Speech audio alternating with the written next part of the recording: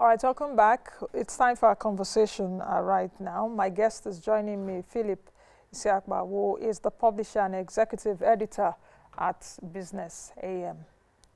Welcome, Mr. Isakpa. Good to have you on the program. How are you? I'm good. Thank you very much. Thanks for having me. Okay, let's get started. You're a publisher of a business paper.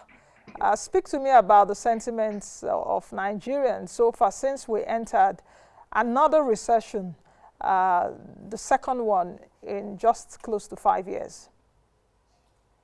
Well, there are different ways to look at it. You can look at it from the general economic point of view, as far as the economy is concerned. You can look at it from the players within the economy. You can look at the businesses within the economy, but you can also look at it from individuals who are, you and I, and the man and woman on the street. So the reception has been one of a bit of surprise, in the sense that even though many people expected that Nigeria will go into recession, but they weren't expecting that a recession would be happening twice within 4 years, So, but the whole thing is that COVID has taught us a lot of lessons, and this has shown in the GDP numbers that came out. Okay, categorize for me, or tell me how individuals feel about the second recession, especially within this administration. How are Nigerians taking it? I mean individuals now, before we come over to businesses.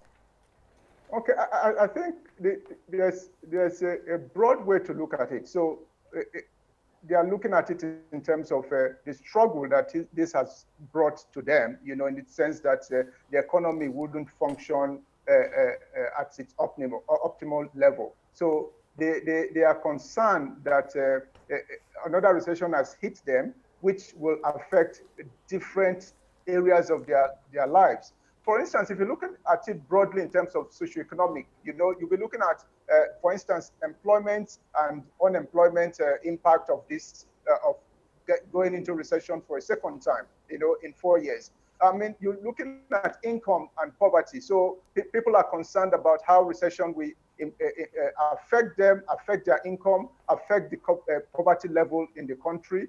Recall that Nigeria has been described as the poverty capital of the world, with 87% or more, of its citizens under poverty, and then you look at it in terms of the impact they look at it in terms of the impact it will have, or it has, on housing and homelessness, for instance, and then on crime and subtle things that are not captured in terms of the way things are analyzed and viewed.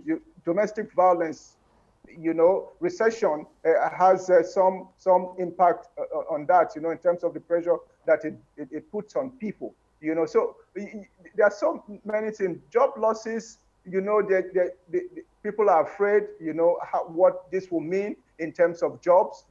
Unemployment is expected to rise. Recall that the unemployment numbers that came out did put it at 23% or thereabout. You expect that under the recession, except it is quickly arrested or nipped in the bud, then you're likely to have unemployment rising again. Especially recall that we're coming out of the NSAS and protests, which even though it was specifically targeted at police brutality, had its external implication in terms of growing youth unemployment and growing youth restiveness, So the thinking is that this recession now is going to have some negative impact on youth and young people's, young adults' unemployment situation in the country. So those are, broadly speaking, how people are looking at it in terms of the negative impact it will have on them,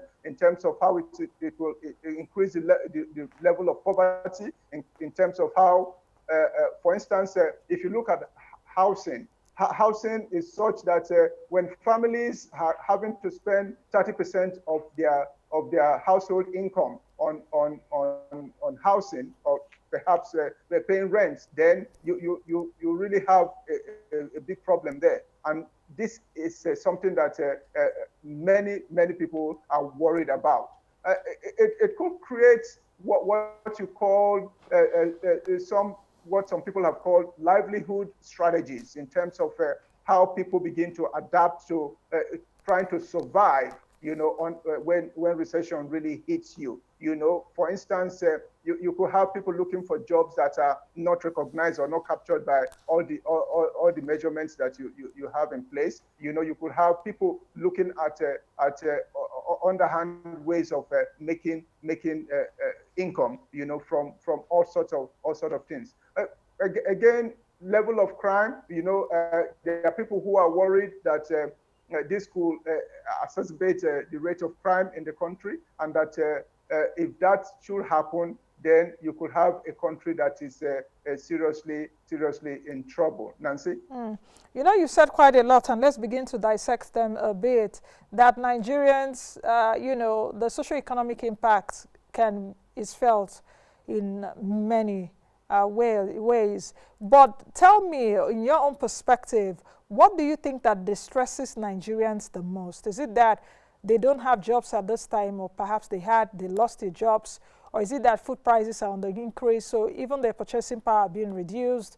Is it that they can't get monies to pay their landlords and landladies anymore? So what mostly affects Nigerians at this time? The worst recession in 33 years. And in 2016, it was the worst recession in 27 years. So it's like worst and worst. Yes. I think Nigerians are, if you look at it broadly, mostly worried about their source of income.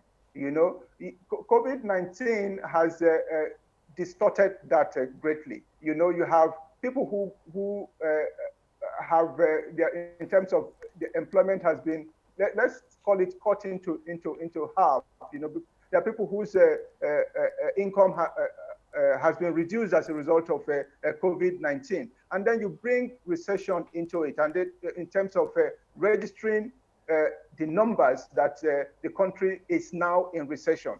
So there's worry about a recession that will not create more jobs, recession that will not will make it difficult for people to have income. You have because I think what we are hearing, or what we are seeing, is that people are worried by how they are able to earn income, earn money, because when they are able to earn money, then they are able to do a whole lot of things, whether it's to meet their housing needs, whether it's to meet their health challenges, or whether it's to meet their payment for schools, paying school fees and the rest of them. But when that is cut off, when they are forced into unemployment, or they are unable, to earn income, whether from some people who are involved in trades or trading, or those who have one job or the other that they have to go to earn income.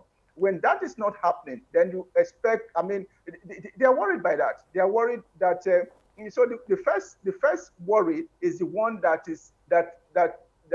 recession brings the challenge of their inability to continue to earn income, because companies will have to struggle, and if they struggle, they'll have to lay off staff, of course, to balance their books and stuff like that.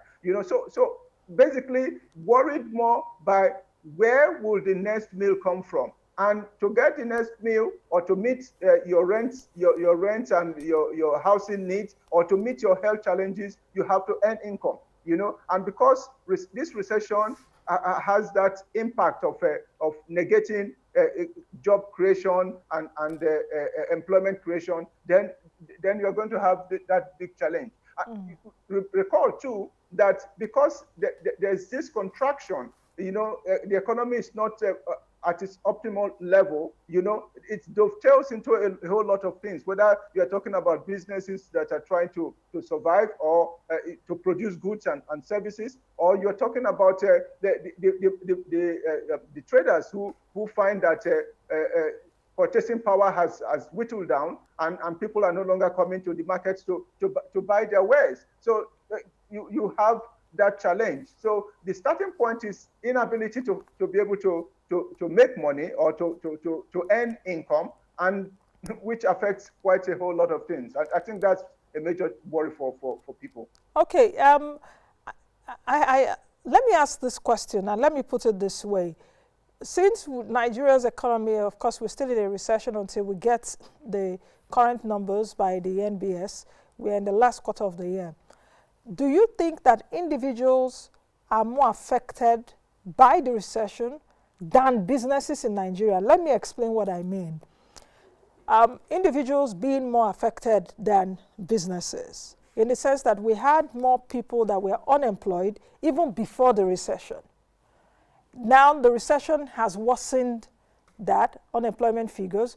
The COVID-19 pandemic has worsened that. So do you think that individuals are far worse than businesses, even though COVID-19 pandemic has shut down some businesses, or some of those businesses are not operating at their optimal level right now? So if you're looking at it, in Nigeria, are households more affected than businesses? Because even within this COVID-19 pandemic, our banks were posting stellar profits. Some companies were doing well, but those companies are not as many as some that were also struggling. I hope you understand my question in terms of the ratio.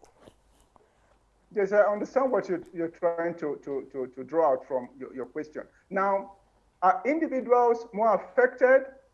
Of course, the economy generally works, for the betterment of everybody. The end result of a functioning economy is creating jobs, creating prosperity for people. So if you have a challenge within the economy, even though businesses suffer, you still have those who are, like you said, banks are making stellar profits, but the end result is that there are banks that have reduced their working hours because of COVID-19. There are banks that can strategically condition their system to ensure that they continue to make money, even while they lay off, or they suspend certain activities involving staff. So eventually it bounces back on individuals. So if the economy is not working well, ultimately it is the individuals that suffer. So whatever way you look at it, it is individuals that are bearing the greater brunt, because if economy is working, if jobs are being created, if companies are employing, if the companies are active and engaged in productive activities, there'll be employment.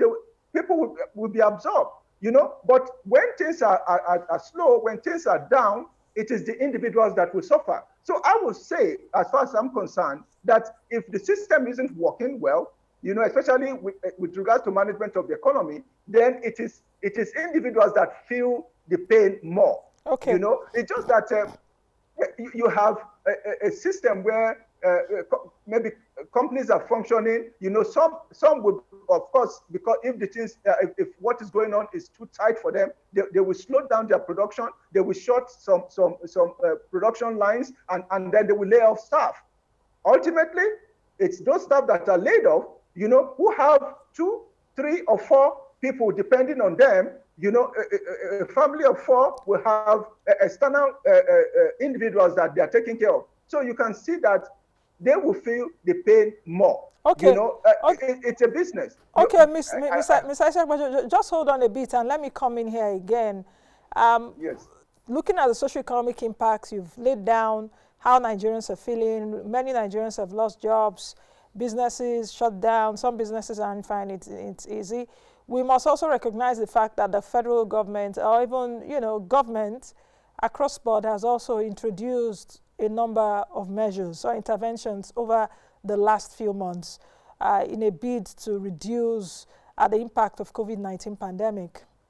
The interventions, the Empower interventions. We've seen the National Economic Sustainability Plan, 2.3 trillion naira being launched, gone into play to be able to, bring the economy or resuscitate us from intensive care. Let me put it that way.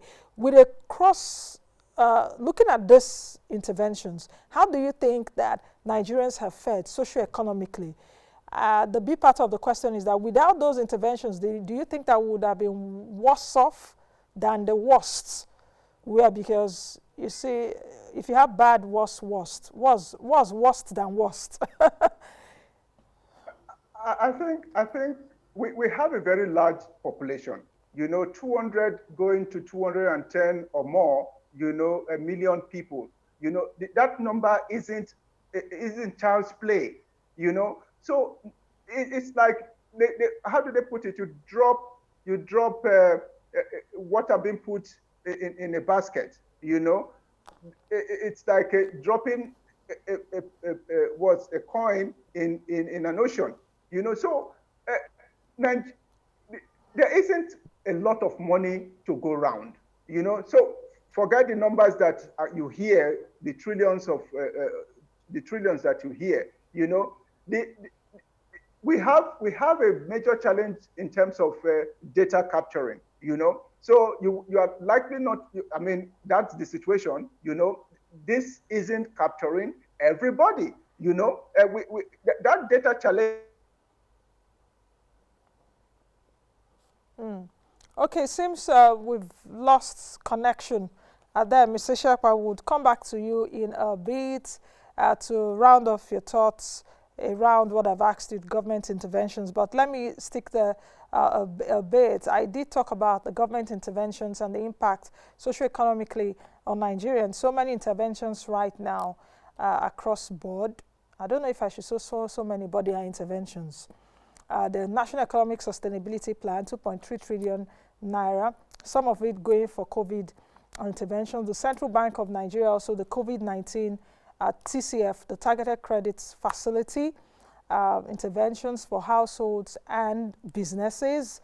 We also have the NPower, which I mentioned earlier. Other interventions even within the Central Bank of Nigeria for Nigerians include the Creative Industry Financing Initiative. You have what they call the AXMEs for small and medium. You have quite a whole lot. So in case you're wondering or you've not heard about them, just Google.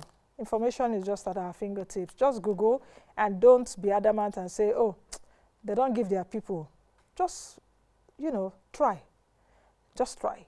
So I don't know if we have Mr. Phillip back online.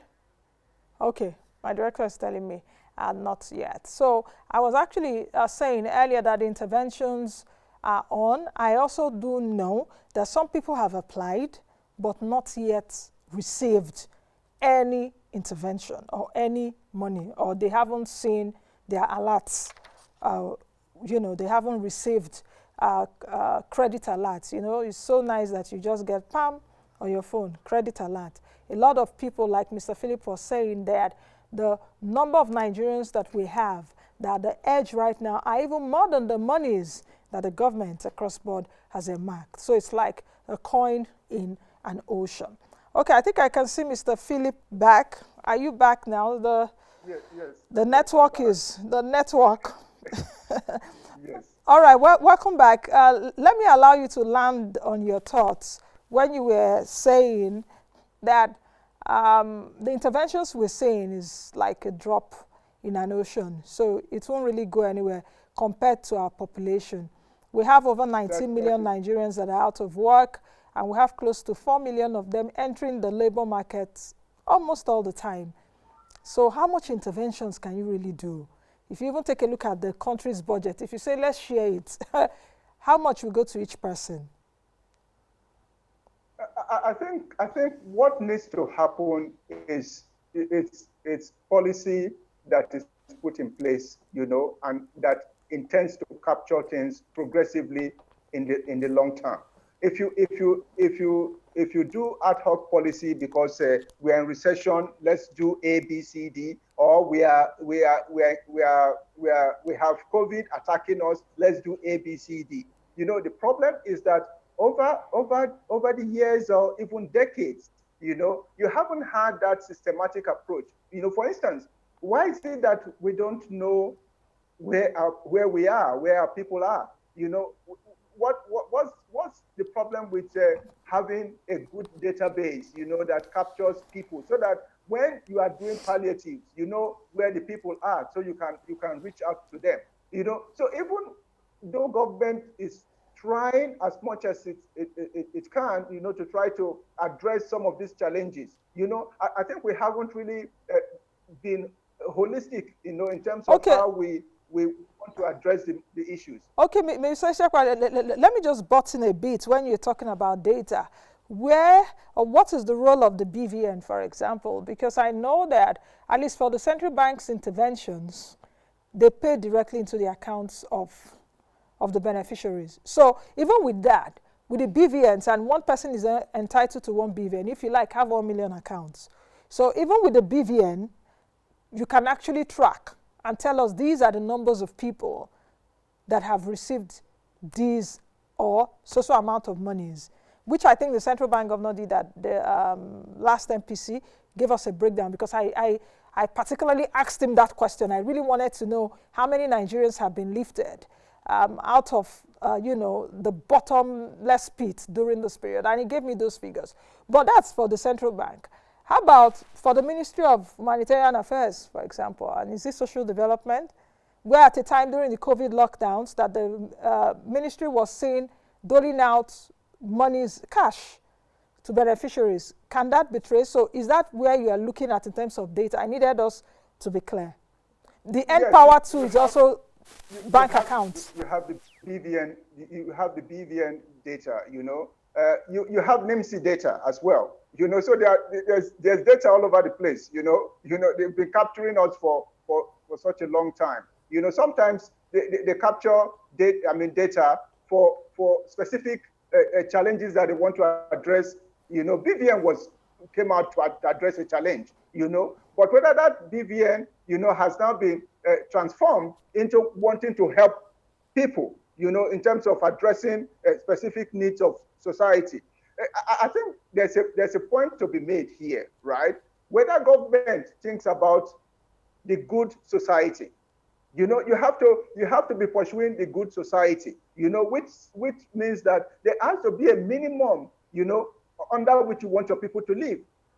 So what you tend to address in terms of minimum condition under which you want your people to live will produce a holistic strategy, approach to addressing economic and social challenges. They will be there, to be pursued by whoever is in government. It doesn't matter whether it is this government today. It doesn't matter whether it is this person tomorrow. But once you have that, they talk about social intervention.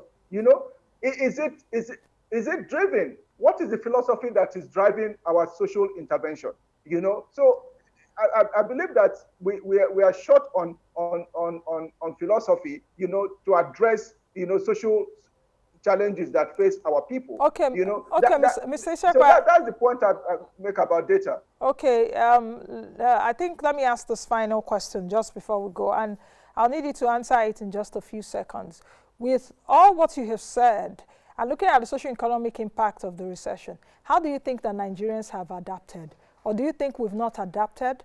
Is it that we're still we're resilient people, or we're just trying to live by the day, especially with all the myriad of problems coming right now with the recession and COVID-19 pandemic, insecurity and what have you, food price, inflation and what have you. Have we adapted, or we are still struggling to adapt? I think we've been adapting for a very long time. So the point to be made is that the extended family, what's it called, network, has always helped, So that has also made it made resilience, a part of Nigerians, a part of us. Yeah. So that culture is what has been keeping everybody going. And recall that people generally feel the absence of government. So there are people who have ruled out government in terms of their own activities. Okay, I think we'll leave it at that. But you just made, you just gave us a perspective, your own perspective, especially some Nigerians who say we've always been in recession. We've done the suffer since. So That's true. You know, so every Nigerian is a local government to himself or herself. But many thanks for being on the show today. Good to have you. Thank you for having me. All right, I've been speaking with Phillip Isakpa, who is the publisher and executive editor of Business AM. That's the much we can take. Continue to be resilient and be the best you can be the change you want to see. I'll see you all tomorrow, God willing. I am Nancy Nnaji.